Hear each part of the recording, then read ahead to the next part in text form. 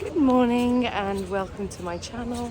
My name is Natasha, and if you're new here, I post daily vlogs about anything that comes to my mind that day.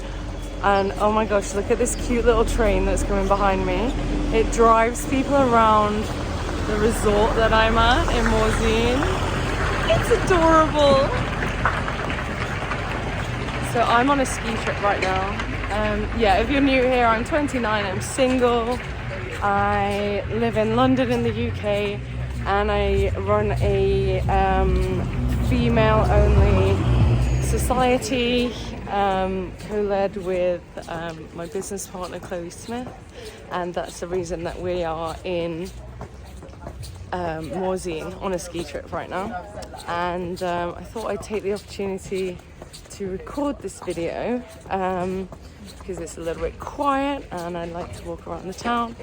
And I just got off a phone call and the conversation was about sugar and flour, which I've had an epiphany in my head about how dangerous it is just over the past few days. And as you can see in the title of my name, The Fat Messy Addict, I have spent over half of my life in active addiction with drugs. And you can see on one of my other videos that I have battled with an eating disorder as well, binge and restricting. And funnily enough, I've never been addicted to sugar and flour. I've been addicted to quantity, so binge eating. And I've been addicted to restricting, so starving myself and binging, exercise purging, exercise bulimia, and just generally an obsession with health, which was my eating disorder. But I know that there's people that are addicted to flour and sugar, and a lot of people, it's normalized, and it's actually so dangerous. So the lady I was just speaking to, she went in for an operation, and the doctor said to her, do you use morphine? Are you a drug addict, or have you been a drug addict in your life? And she honestly never has, but she's been a major sugar addict. And she said no, and then she realized that it's because she eats so much sugar that she's basically has the same tolerance as a heroin addict. And the doctor said to her, like, yeah, that's what happens.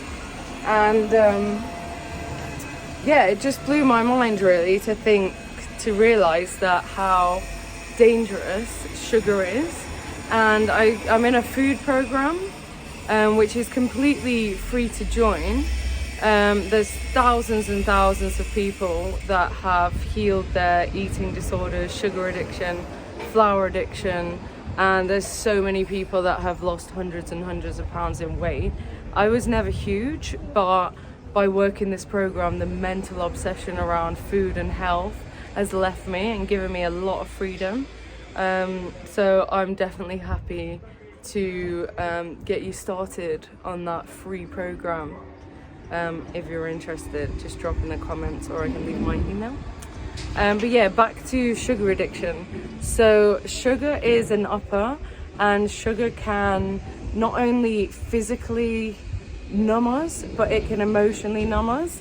So they often give it to children before they have injections, and you know how they give children sweets, and sometimes they give children sugar water before they have an injection, because it literally emotionally and physically numbs them. And because I've never been a primary sugar addict, I didn't know how serious the drug can affect people, but I have been an alcoholic, and alcohol is sugar. So I asked a sugar addict if I was to eat the amount of sugar that I drank in the past, like say 2 bottles of wine, if I ate the equivalent in candy, would I start acting crazy? And they were like, yeah, absolutely. It, like, psychologically really affects the brain. So yeah, that shocked me. And then they also told me that they would use flour as a downer and they would use flour and sugar throughout the day to balance themselves. And that's exactly what I used to do with cocaine and ketamine for over long periods of time when I was doing summers in Ibiza.